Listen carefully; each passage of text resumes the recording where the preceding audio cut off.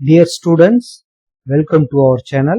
Today we are going to discuss NCERT Max Class 10 Real Numbers, Exercise 1.1, Question number 5. Check whether 6 power n can end with the digit 0 for all natural number n.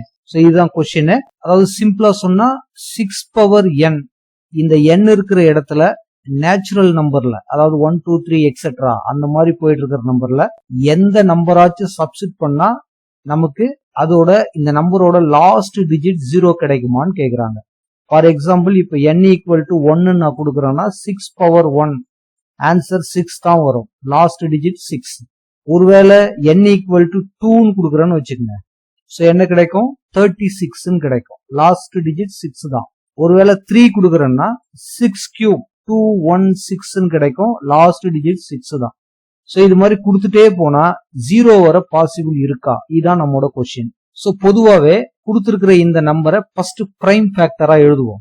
So 6 power n this is equal to we can write 2 into 3 whole power n, இது மாதிரி எழுதலாம். 2 into 3 6 தான்.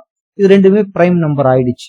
பொதுவா இந்த last digit 0 வரணும் அப்படின்னா இங்க 2 அப்படிங்கிற பிரைம் நம்பர் இருக்கு, இதுக்கு அடுத்து கண்டிப்பா 5 அப்படிங்கிற பிரைம் நம்பர் வந்தா மட்டுமே 2 into 5 10 லாஸ்ட் டிஜிட் 0ன்னு கிடைக்கும். பட் இங்க நமக்கு 3யோட இது முடியுது. சோ 5 அப்படிங்கிற பிரைம் நம்பர் இங்க இல்ல.